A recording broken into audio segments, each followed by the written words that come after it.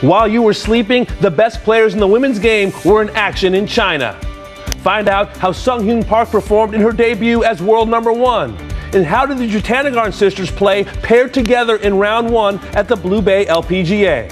No, she big sister, she's gonna pay dinner for me anyway, so. We have your full highlights coming up.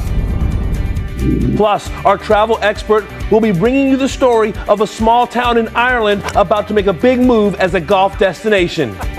Find out how a brand new course is looking to change the landscape of a seaside village already rich with golf tradition. And with one event remaining in the race for the Charles Schwab Cup, two-time champ Tom Lehman, who helped redesign this week's course, will provide insight on how to approach it.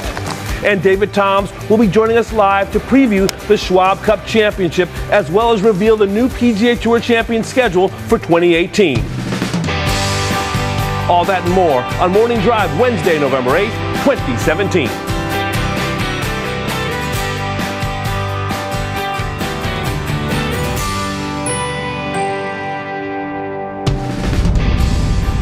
Welcome inside Studio AP. It is Hump Day. Damon Hack alongside the big timer, Charlie Reimer. Good morning, buddy. How you doing? I'm doing good, Damon. This time yesterday, I was over playing a little bit of golf at a local golf course here in town, Winter Pines. I had a tee time at 6:45 a.m. I thought I'd be the only one out there. That's when I discovered the dew sweepers. They start about 6:20 in the morning, and it was fun to see about 40 people in the parking lot in the golf course getting ready to play golf with the sun coming up. I hadn't been out there that early in a long time. It was really cool to see. Don't mess with the dew sweepers. No, you get out of their way right they play there. in about 5 minutes. They do. Good stuff. Well, guess who's here? I know you're excited she's back. Lauren Thompson, good morning. How are you? Hey, Thank LT. you. Good morning. Well, you know what? Everyone heard Charlie Reimer was headed out to Winter Pines, and then they just absolutely crowded the place. Yeah. That's exactly what happened, actually. I got to show you guys a scene with a flashback from last year at the Nedbank Golf Challenge. Now this, on the green, a lot of times when animals interfere, they maybe move the ball, but it was nothing but respect. Watch these mongoose, I know we've had the debate on how you pluralize those.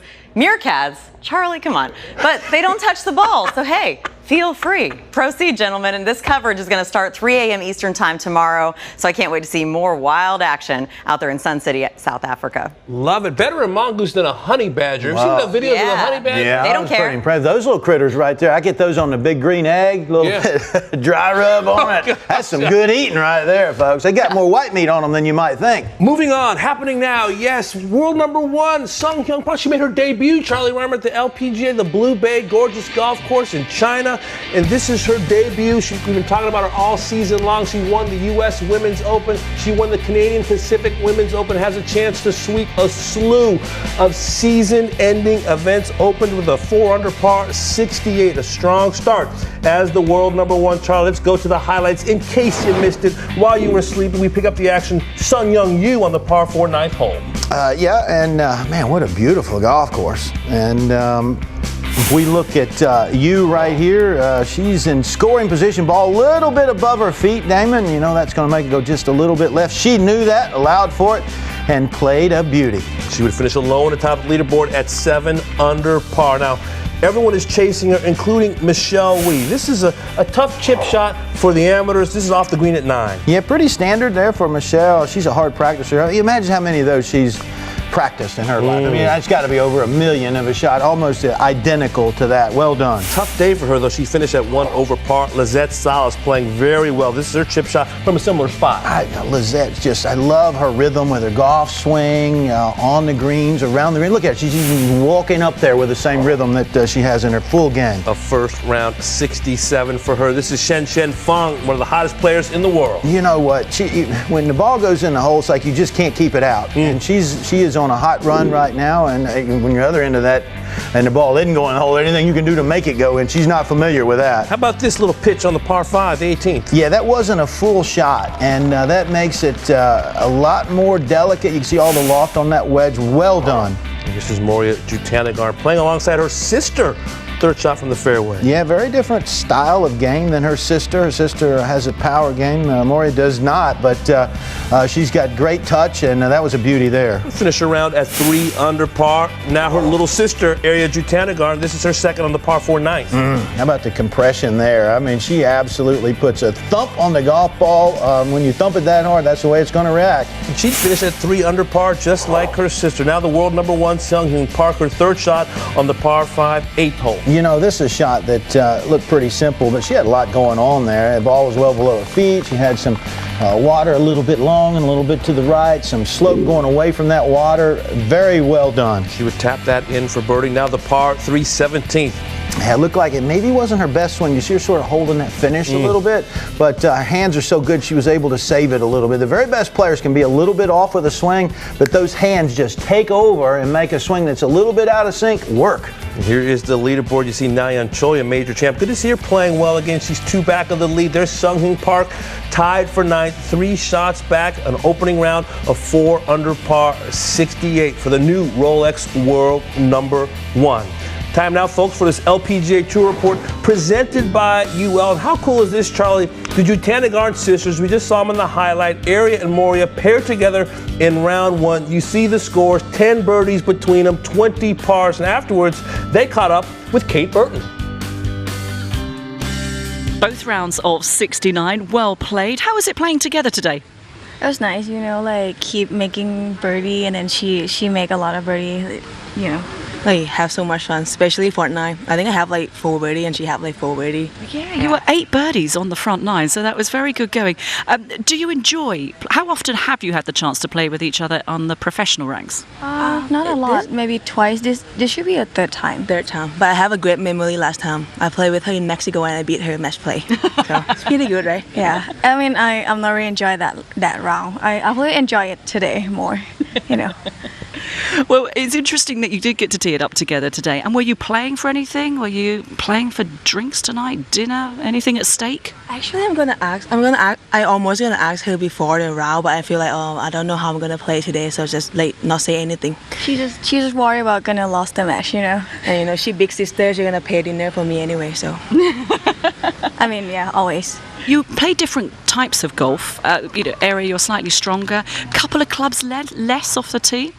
Yeah, I feel so strong. Like when I play with her, and especially on par 3, when I look at her cup, 7, so I hit only 9. You know, make me feel good. Yeah, but it come up short. Yeah, so I hit it way short. I hit like it on short. the green anyway.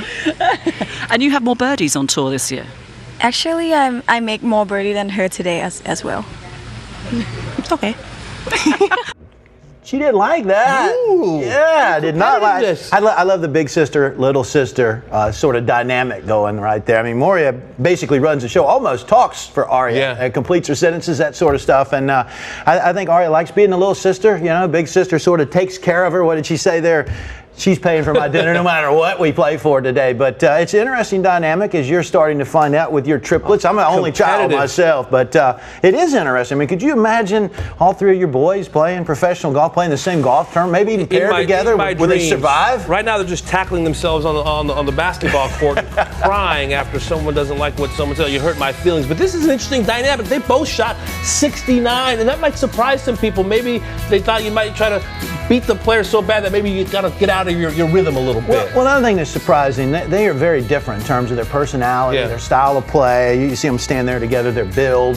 And Arya is a very physical player. I mean, she compresses the ball as well as anyone on the LPGA, and Moria just doesn't have that power, so they have to get there in a different manner. But you know what? They both work, and both are very good players. I'm glad they survived that round. And for their sake, I hope they don't play a whole lot of tournament rounds together. So I don't know how well that would work out long term. One day, Lauren Thompson's 2 boys will play golf competitively together. Let's send it back to LT. I'm already trying to keep them apart sometimes, just trying to keep the babies safe. All right, from what we saw in the overnight hours in China to what we will see this week, Phoenix, Arizona setting the stage for the final event of the PGA Tour Champions season. It all comes down to this third of 3 events in the Charles Schwab Cup playoffs, and a layout that hosted the Waste Management Phoenix Open on 38 occasions between 1932 and 1986. And some some of those familiar faces that hoisted that hardware at Phoenix Country Club, going back to Byron Nelson in 39 and 45, later Ben Hogan in back-to-back fashion, and the King and the Golden Bear in the 60s, with one of the latest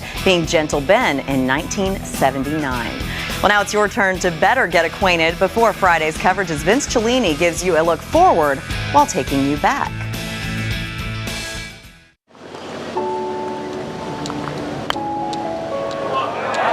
And beautiful putt there by Billy. For Phoenix, Arizona native Billy Mayfair, the reward for having a successful season means a chance to return to his roots. To come back and play the first year at Phoenix Country Club, where I watched the Phoenix Open for so many years, I'm so excited about it I can't see straight. The four-time Arizona State All-American will be in the field of 36 this week at the Charles Schwab Cup Championship, which will make its first ever stop at Phoenix Country Club. That's all she wrote. Founded in 1899, the club moved to its current home in 1921 and hosted the Waste Management Phoenix Open 38 times between 1932 and 1986. There you have it. I would show up there on Monday morning and leave Sunday night. You know, I was there every minute of the day and I enjoyed it. It was my week. This is Phoenix, and for us, the start of a journey as we follow the dreams of 150 men out to earn themselves a place among the winners on the PGA Tour. Mayfair might not have been able to attend the tournament if it wasn't for Phoenix Country Club member Bob Goldwater. The brother of former U.S. Senator Barry Goldwater is considered to be the father of the Phoenix Open. Hollywood A-list celebrities like Bob Hope teed it up in the Pro-Am, while Byron Nelson, Ben Hogan, Jack Nicklaus, and Arnold Palmer each won at Phoenix Country Club. And how do you like this? During his time at Camelback High School in Phoenix, Mayfair volunteered as a standard bearer and usually worked the group that featured 1977 winner Jerry Pate. Say hi to your mom. Hello, Mom. Okay. Jerry was my idol growing up. Basically, I followed him every second of the day. I carried the sign for him during the tournament rounds, and you know, I really mocked my whole game and my whole personality around Jerry Pate. And there's the new champion, Al Sutton. After a 31-year hiatus, professional golf is back at the downtown Phoenix venue. Mayfair never competed at a PGA Tour event at Phoenix Country Club.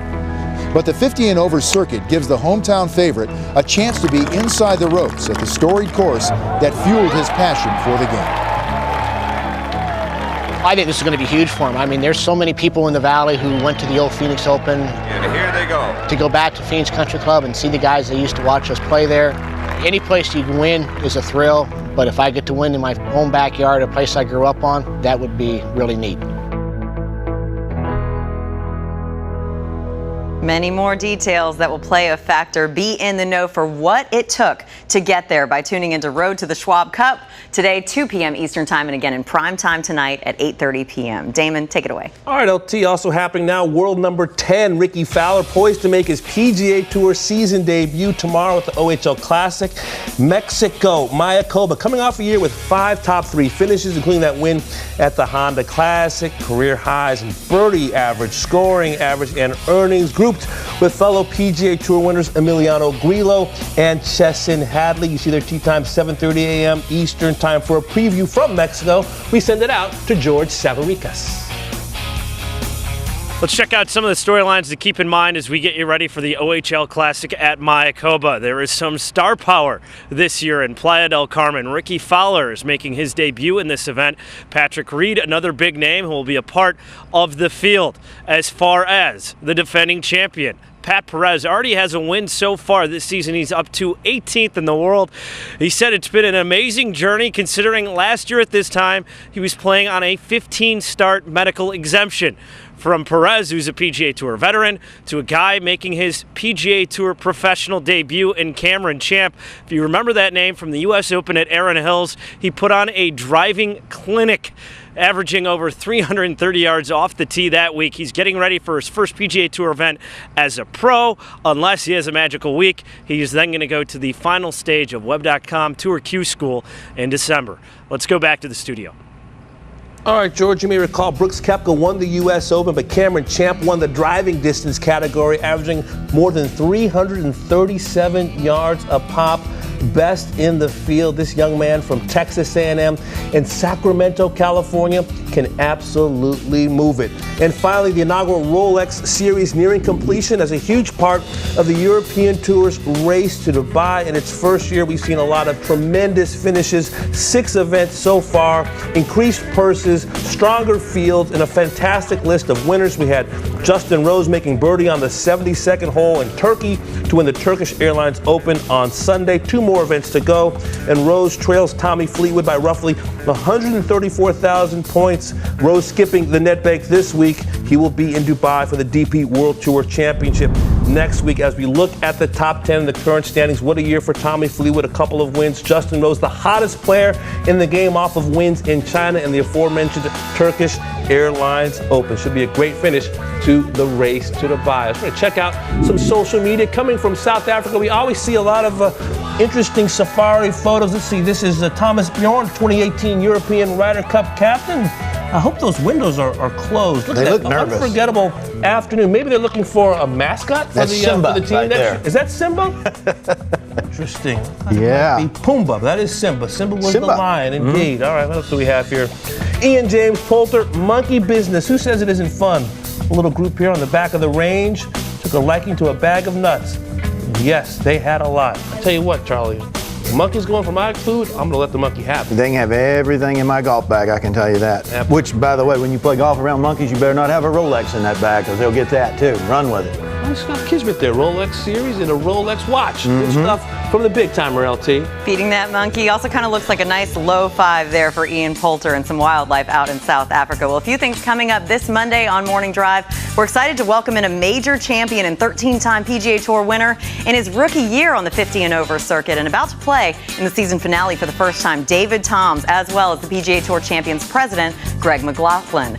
Big announcement that will set up the next season, so you want to stay tuned for that. Then we're going to shine the spotlight on your game.